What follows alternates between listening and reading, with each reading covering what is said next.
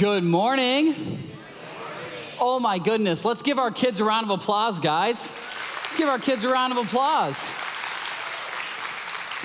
I mean, we do all in worship, and there's a small reason, there's a big reason.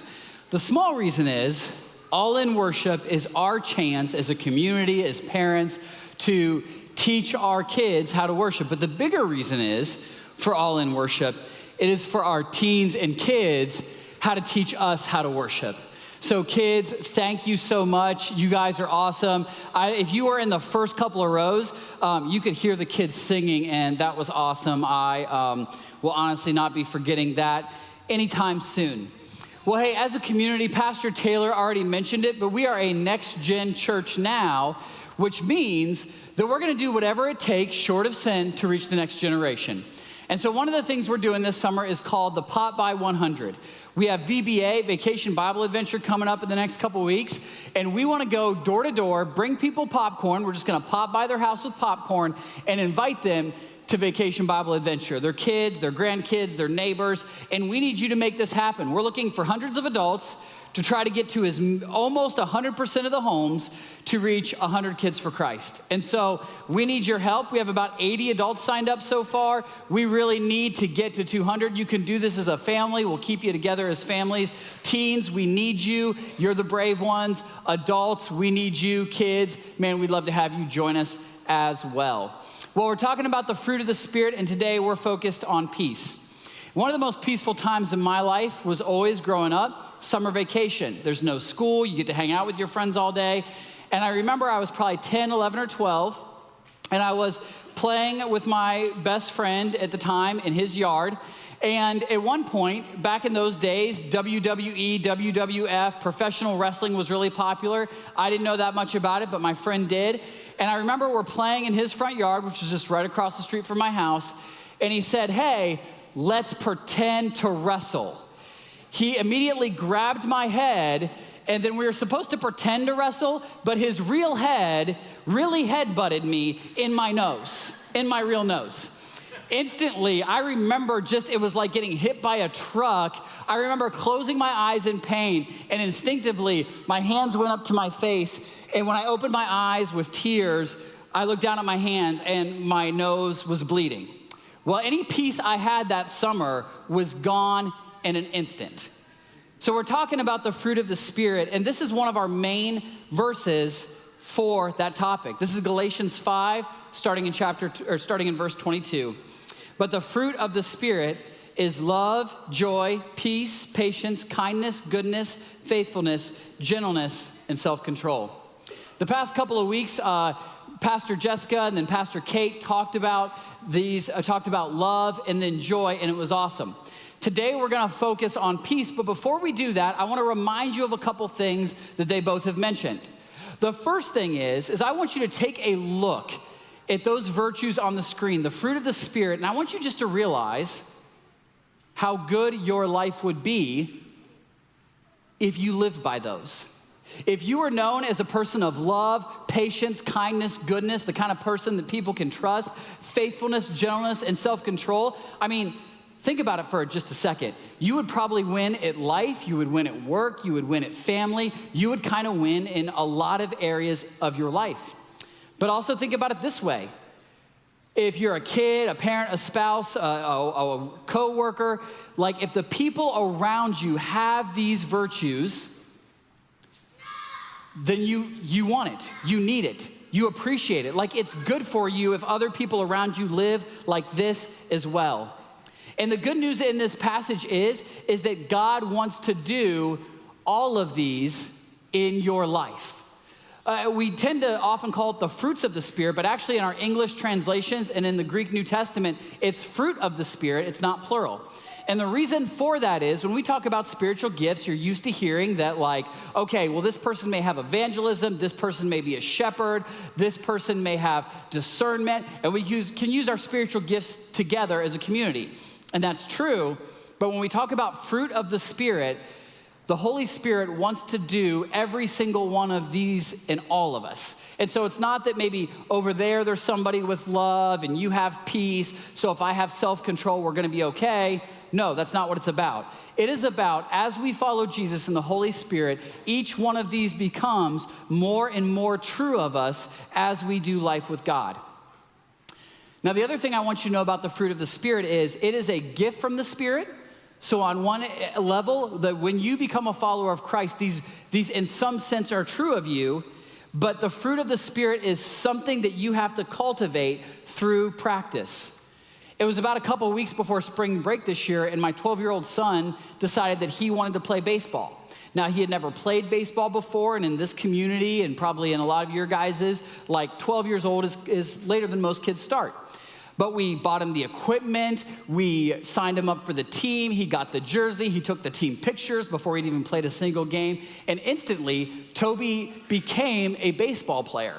But that identity he had to grow into. We started I'd never played that much baseball, so we started watching YouTube videos, we started going out in the yard and practicing. Like, we did everything we could to grow into that identity that at first was a gift. And that's how it works with the fruit of the Spirit. Just like if you're gonna get good at a sport, you have to practice, the fruit of the Spirit is the same thing. Now, with that being said, today, let's talk about peace and how do we train ourselves to be people of peace. Here's my very top favorite Bible verse about peace in the Bible. This is Matthew 5:9. Blessed are the peacemakers, for they will be called children of God. On the count of 3, I want all of you guys to read that together. Okay, children, teens, and adults. 1, 2, 3, go.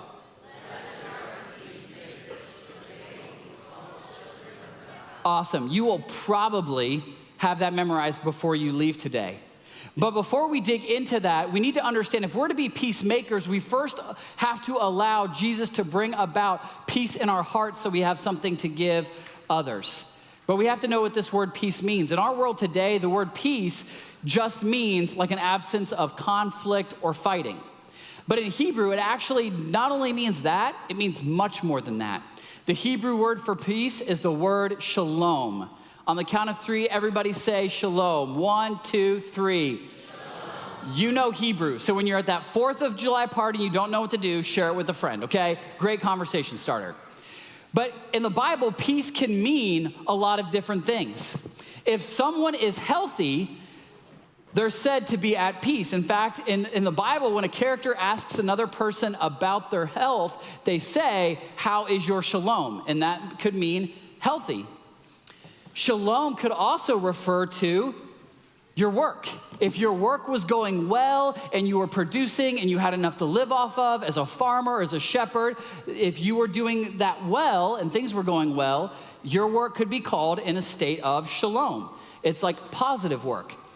Shalom could also refer not only to the absence of conflict, but also people getting along. Where you have harmony, right relationships with God or people, that could be shalom. If your family was well and you guys got along, that could be shalom. Emotions could be shalom. So like the feeling of contentment or happy, that would be shalom. If somebody was safe, that could be shalom as well.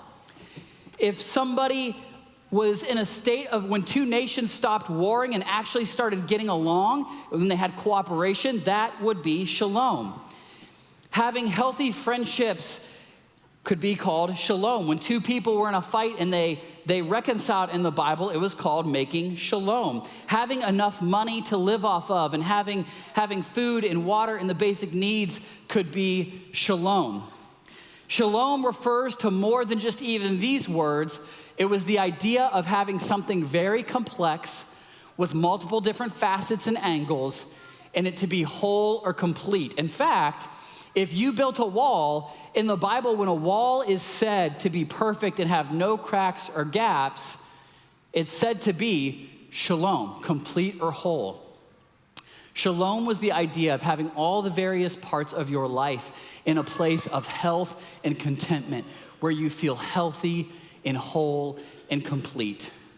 But here's the bad news that the Old Testament we see time and time again, and you just know from your own lives, that it doesn't take much to all of a sudden lose your shalom. Like one thing can go wrong and all of a sudden finances are in a little bit of a chaos or trouble, or maybe you and a friend you've had your whole life, man, that something goes sideways in that friendship, or your work relationships begin to break down. Lots of things can ruin your shalom.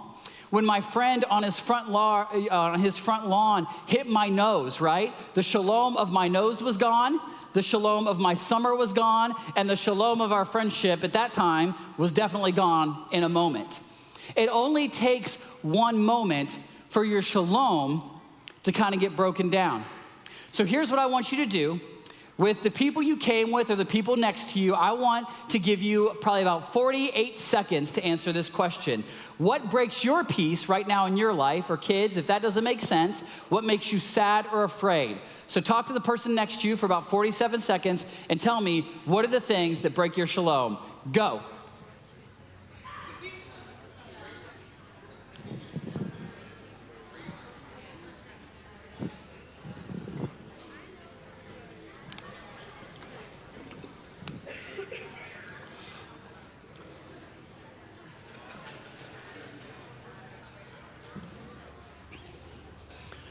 All right, come on back. So let me tell you, this is either the honest service or you guys have had a really rough week. First service, I asked them what breaks their shalom, and it was like whispers. I said, what breaks your shalom? You guys were like, let me tell you about my week. Like, you guys, man, you've had a rough week. I'm here for you though, okay? So Jesus knew that our shalom is relatively easy to break. And actually, on his way to suffer on the cross, this is what Jesus said to his disciples. I have told you these things so that in me you may have peace. In this world you will have trouble, but take heart, I have overcome the world.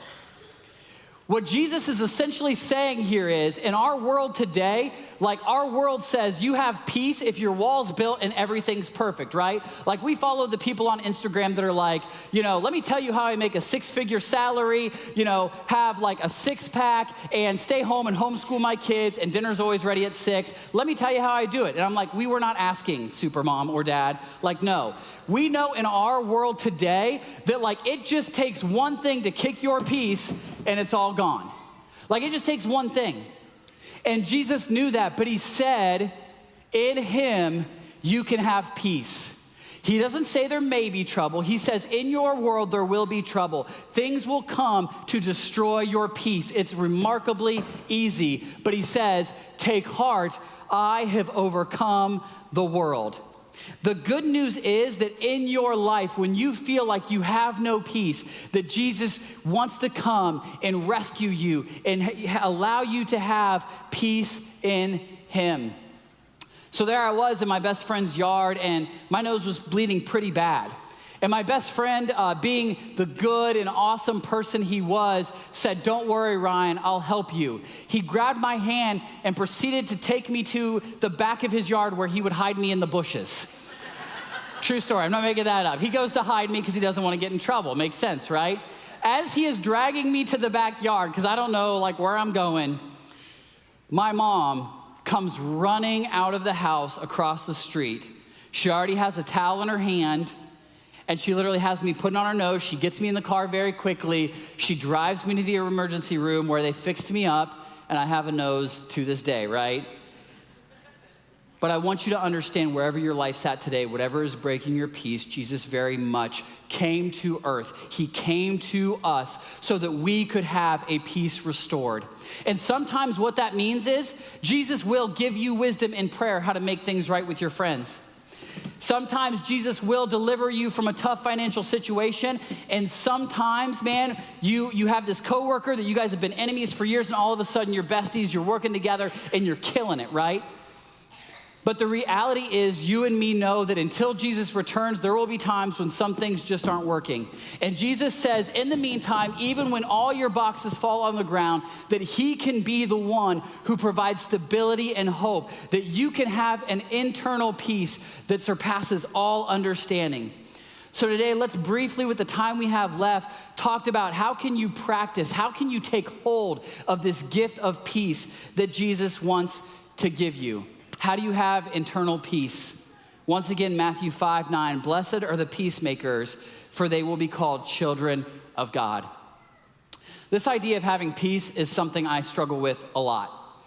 Last week, Kate mentioned that it was ironic that she was preaching on joy because she herself said, sometimes I can be kind of a negative person.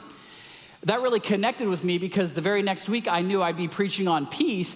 And I know to some of you I look peaceful, but I'm kind of like a duck on the water. Like my outward facing seems to be kind of peaceful, but underneath the water my legs are like that, right? Like I'm treading water just trying not to drown most of the time, right?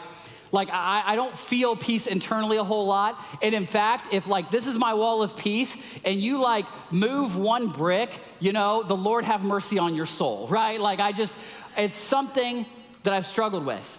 And I thought, am I just making this up? But then I asked my wife, I said, Jamie, love of my life, sunset in my days, it's how we talk at home, guys, totally. I said, if somebody asked you, tell me what Ryan is really like, would you ever use the word peaceful? And she laughed and said, no way. No way. And I said, okay, that's fair. But let me ask you this. If somebody asked, is Ryan more peaceful now than he was 10 years ago, what would you say? And she said, absolutely he is. And so for me, that illustrates the journey that all of us are on with the fruit of the Spirit, and me particularly with this peace one, is that where I want you to be is I want you to know wherever you're starting at. If you're like, man, Ryan, my wall, I don't even have one thing. It's all kicked to the ground. I want you to know you can start today. That Jesus is giving you the tools to feel the peace he has, that he wants to give you. Here's the verse that's been huge in my life. Philippians 4, 6 through 7. Do not be anxious about anything, but in every situation by prayer and petition with thanksgiving, present your request to God.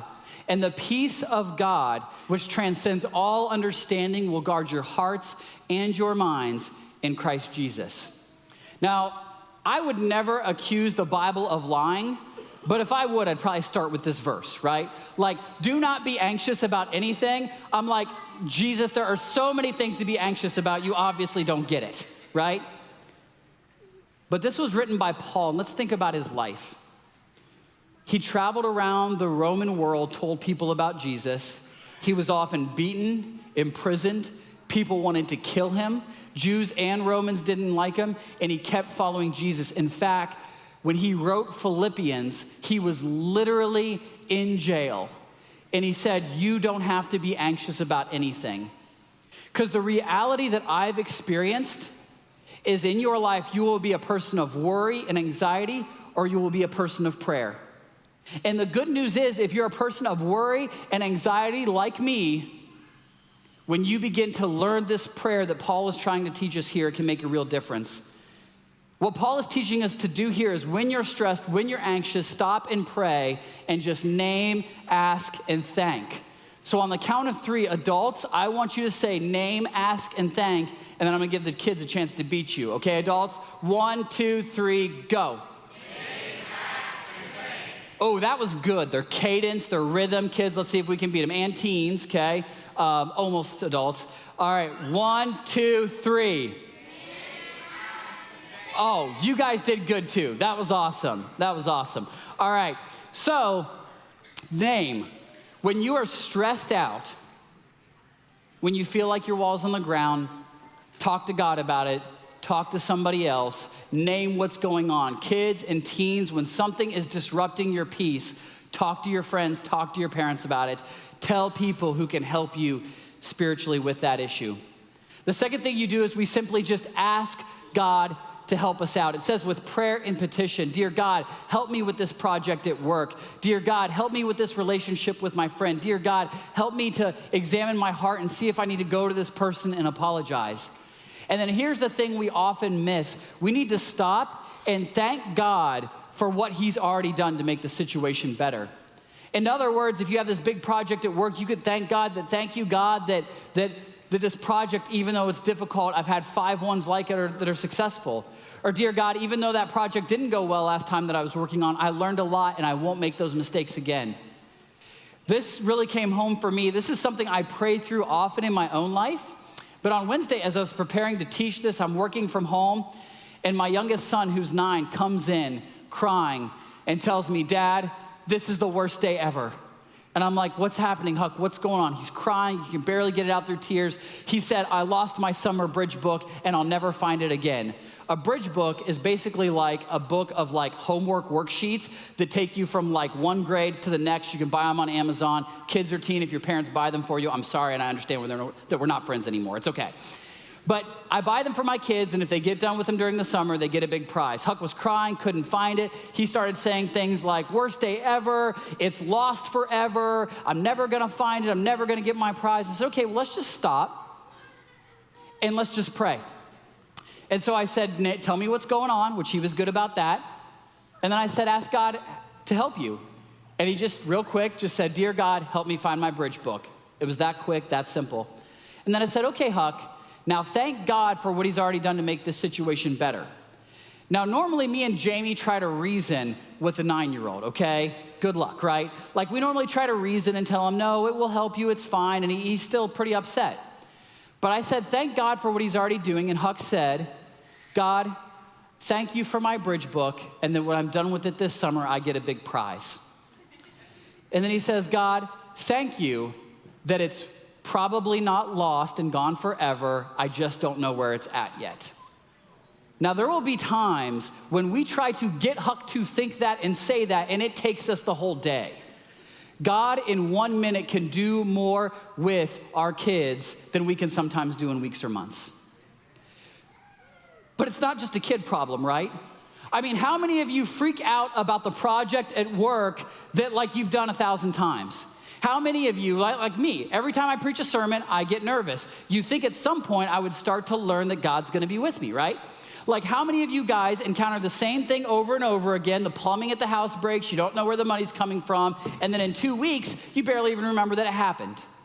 You see, what Jesus is trying to teach us here through Paul is a way of life where we build peace not based on our circumstances, but based on Jesus, who knows what he is doing, who can be trusted with our lives right now, and someday he will return and fix all the broken things. And so what the Christian life is about is that, yes, sometimes Jesus will come and start to put back the bricks of your life, little by little. But sometimes it won't happen as fast as you want. Sometimes one brick may stay out of order for the rest of your life on this earth. But in the meantime, you can find peace in Jesus if you simply just name and ask and thank him when you get stressed out. Like I mentioned earlier, I get stressed out all the time, and I've always wanted to be a person of prayer. I've wanted to pray more, and I do pray, but I always feel like that part of my life is lacking. And so one of the things I've done is I set an alarm on my cell phone for like every single time that a couple times during the day I stop and pray whenever my phone rings. But then it was this week, I'm preparing for this sermon, and I realized if every time I was stressed or anxious or nervous, if I just stopped what I was doing and prayed, then a lot of my hopes for becoming a person of prayer would just instantly kind of start falling into place in my life. You know, there was this king in Judah. His name was Hezekiah. He was known as being a faithful, good king who loved God. Then a time came in his life, he was older, he got sick, and the prophet Isaiah came to him and said, put your house in order. God has told me you are not gonna recover from this sickness. And then Hezekiah prayed to God, and God delivered him. God healed him and said, you will have more years to live. And then Hezekiah prays to God and thanks him. And there's one verse that Isaiah records from Hezekiah's prayer that I want to read to you. Hezekiah said this, surely it was for my benefit, the Hebrew word there is shalom, that I suffered such anguish. After getting through the hardest, worst season in his life, where he literally almost lost his life, Hezekiah said, it was for my peace that I suffered so much. In other words, Hezekiah said, when life came and knocked all my boxes down, that's when I learned how to have peace. If your family's doing well, if your job's going well, if everything in your life is just right, it's easy to have peace. But when the boxes get kicked down, when they get knocked down, that's when God teaches you to have the peace that surpasses all understanding. What Paul is saying in that passage we read is that if you name, ask, and thank God every time you're stressed, every time you feel your peace getting shattered, over time you will become the kind of person who can have peace despite the circumstances that are going on. Now, we've talked about internal peace, but the hope is that as you develop that internal peace with God, then eventually you will begin to live out this verse, Matthew 5:9, "Blessed are the peacemakers, for they will be called children of God." You see, when Jesus said that, just think of where he was standing. He was standing on a mountain in Judea, and all these people heard him talking about being peacemakers, the Jewish people who were literally being oppressed by the Romans. Many Jews wanted to revolt, start an uprising, and defeat the Romans. For Jesus, when he gives you peace, he wants you then to go and start making peace with others. We're not gonna spend a lot of time on this today, but if you're in a place right now where no matter how much internal peace you have, that you still find in your life that you have broken relationship after broken relationship, you have coworkers, family members, and you just can't seem to get along, and you don't know if you're handling conflict right, here's the book I would recommend. It's called The Peacemaker from Ken Sande. It's one of the best single books you can read. If you're not a reader, you can get it on audiobook through Amazon. It's great to listen to as well. But that book will tell you about peacemaking, peace faking, and peace breaking. Peace faking is like two kids get in a fight and they go into the room, slam the door, and never talk about it. They just pretend that it didn't happen. You're at work, somebody hurts you, you just ignore it even though it keeps happening again and again and again. That's peace faking. You try to escape it. Peace breaking is when you go on the attack. It's when somebody does something to hurt you at work and you gossip about them behind their back, you insult them, you try to get them fired. Ken Sande in that book talks about how followers of Jesus, we are called to start making peace. But the reality is it becomes hard to make peace with others if you don't first find peace through Jesus Christ. And so I want to encourage you guys today. We're going to actually practice this right now as a group. So there I was, my nose was cracked. My mom took me to the emergency room, got me patched up, but when I met with the doctor after they got the bleeding stopped, they said there's some things you have to do the rest of this summer to make sure it doesn't just continue to be a problem. They told me, when your nose bleeds, do this, that. If it starts to bleed again, do that. They told me not to play a lot of baseball and have balls coming at my nose and things like that. They gave me instructions for sleep and rest so that it would heal. Because even though the doctor fixed me up, there was some things I had to do in order to get healthy again. For all of us here, worry, anxiety, this lack of peace is the natural thing to feel. You can get hyped up about a sermon and then Monday always comes and you feel like you're right back where you started. Today, you were handed a sheet of paper that looks just like this. On the screen is what's on that sheet, and in a minute, I'm gonna have you guys stand, and as a family or a group of people, I want you to genuinely out loud with each other pray through this. Moms, dads, grandparents, friends, if you're in a place where you can help lead a couple people, do it. If you're here as an individual, we're so glad you're here. If it's your first time, you need somebody to pray with you. Me, Pastor Taylor, and Pastor Kate are gonna be in the front. If you didn't get one of these, just raise your hand and the Connections team will bring it to you. But I want you to know in the same way that you learn anything else, you can learn by the power of the Spirit, you can learn peace. When me and Toby first started practicing baseball, I remember we went out in the yard and we marked the 72 feet between two bases in his league. And I remember thinking, Toby will never be able to throw this distance. I don't think I can throw it. I couldn't throw 72 feet. I'd never played baseball before. It felt a lot harder than it actually looked on TV, I'll be honest. But then after just 2 months of practicing, now when Toby throws the ball at that distance, I'm kind of like, ow, I'm like, let's back up a little bit, bud, I can throw that distance now, and I'm just trying to practice with him. I'm not even playing, and I got better. The goal is that as you practice peace, it not only grows in your heart, but God uses it in other people's lives.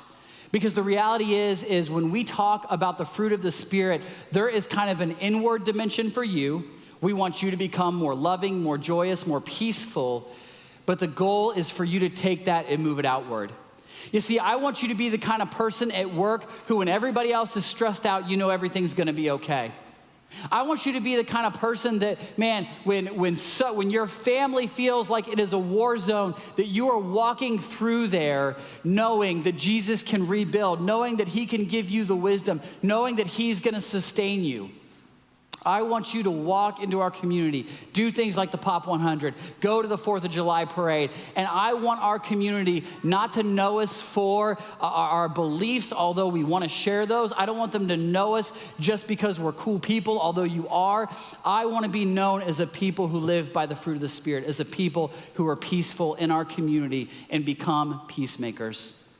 So as the band plays, and we're going to sing a song, but they're going to give you a couple minutes to just pray with your family and those around you. And if you need somebody to pray with you, I'm up here and some other pastors at the front. So stand with me.